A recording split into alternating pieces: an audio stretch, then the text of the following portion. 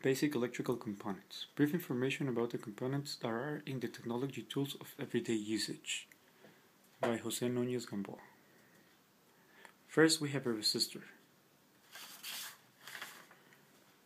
A resistor is a component that implements electrical resistance, or in other words, makes a force against the flow of electrical currents. There are different types of resistors. They depend on the material they are made out of, or the power that they may dissipate.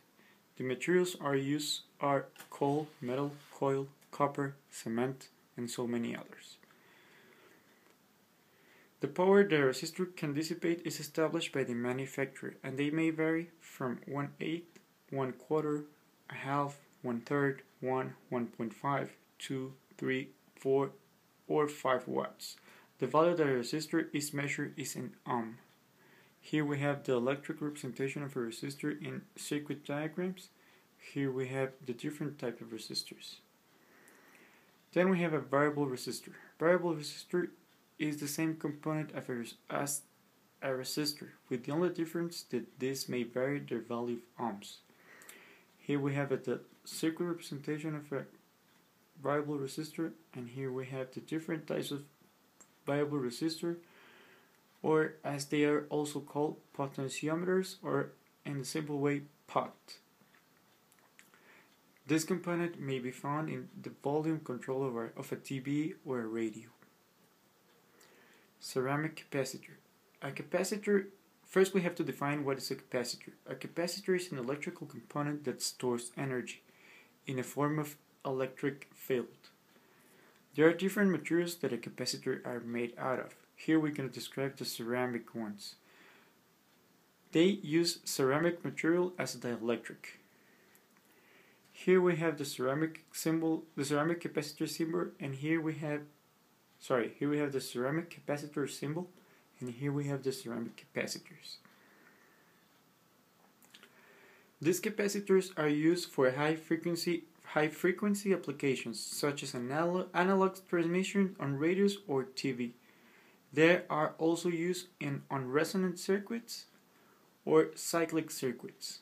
The value that a capacitor is measured is a farad, and the symbol is represented with an F.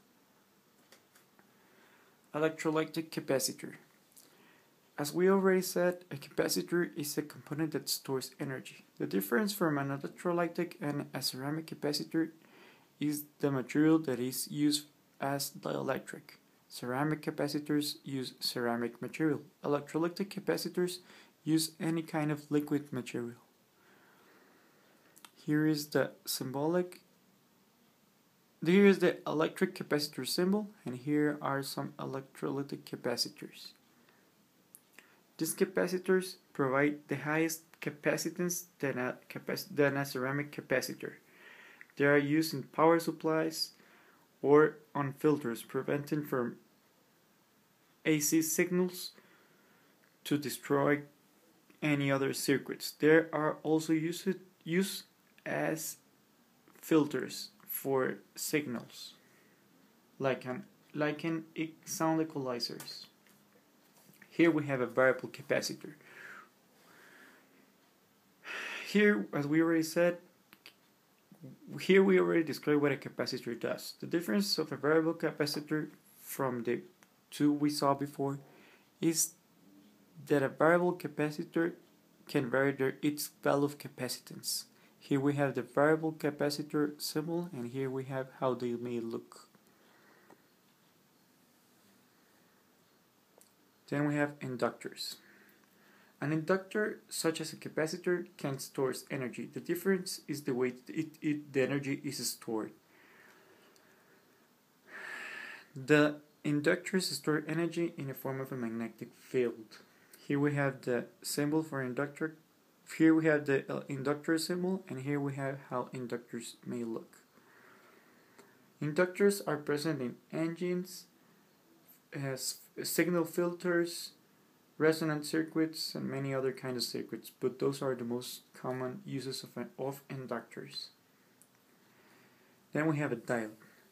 The diode is the first and most important semiconductor ever made.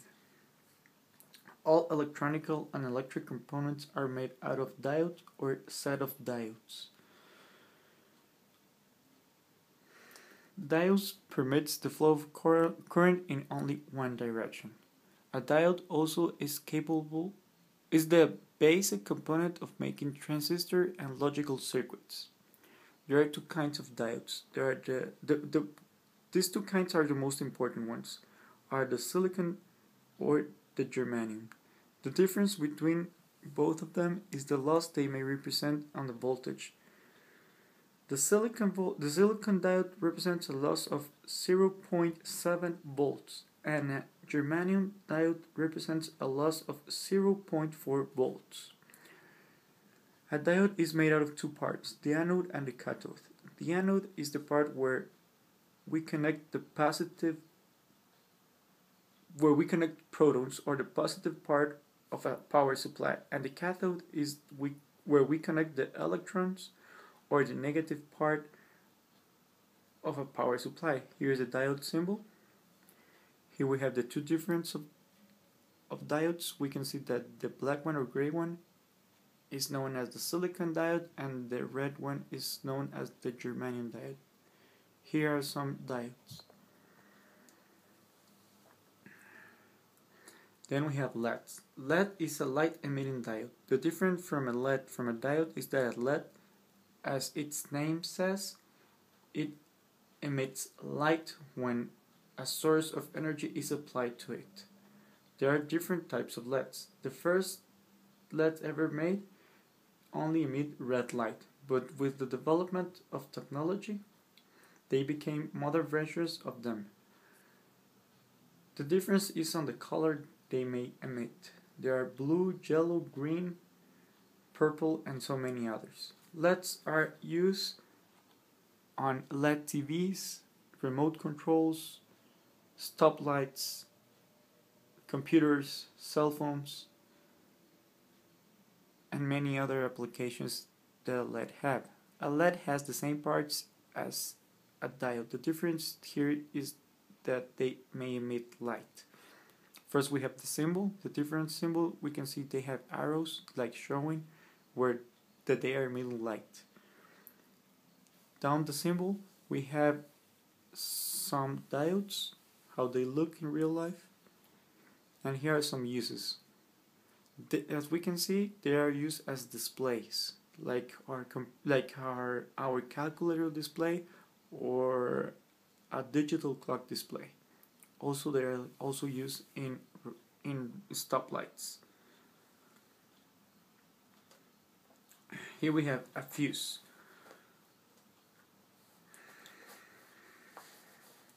Most of electrical and electronic circuits need protection.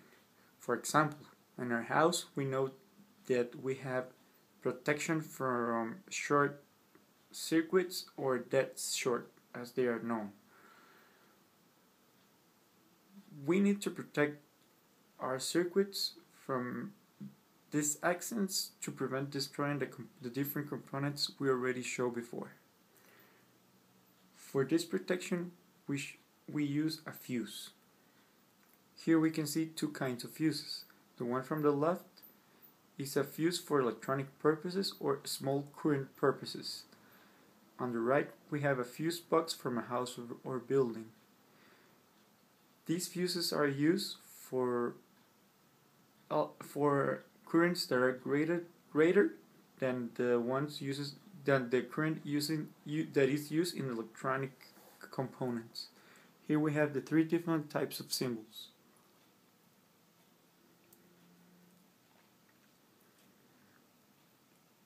A fuse is made out of metal wire or strip that when an overcurrent occurs,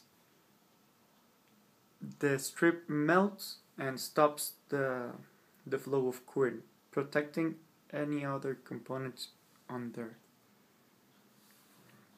Here we have integrated circuits.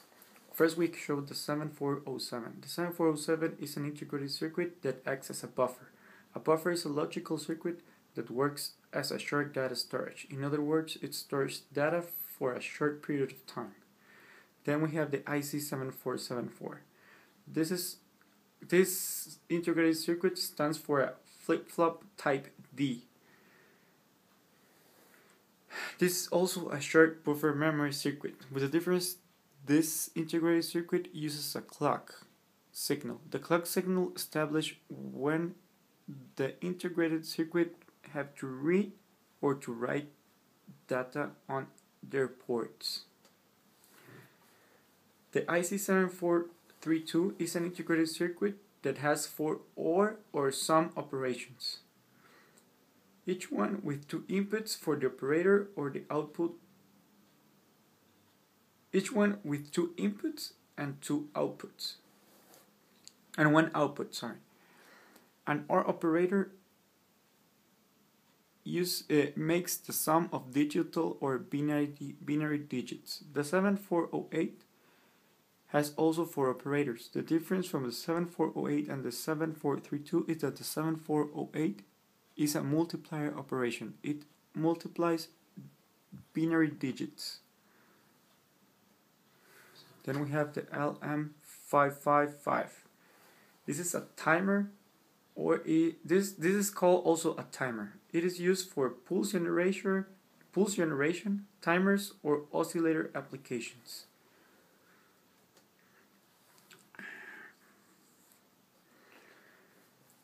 Then we have a transistor. A transistor is a semiconductor device that is made out of 2 or more diodes. This was the second semiconductor ever made, and it was made after the diode. It is used for 2 special purposes. The first one is to amplify signals, such as an audio or energy power. The second one application or purpose is to act as an electronic switch or intelligent switch. A transistor is for sure inside any integrated circuit or any logical circuit. A transistor has 3 parts: the collector, the emitter, and the base. Here we have the symbol of a transistor. On the top part we have the collector, on the middle part pointing to the left we have the base, and downward is the emitter part. Here are the different types of transistor on market. Switch. The switch is an electrical component that controls the current applied to a load.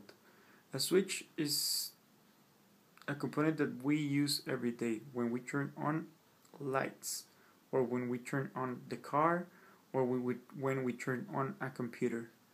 Here we have the different symbols used for switches.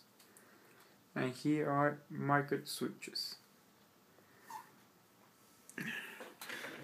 Finally, we have some physical representation of each basic component. First, we have a resistor.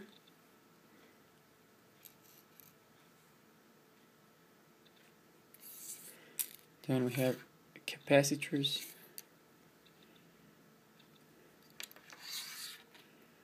We have inductors. We have variable capacitors. We have transistors.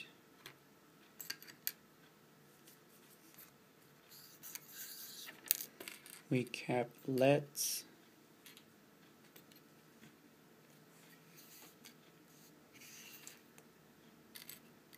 We have a silicon diode and a germanium diode. We have 3 different types of switches.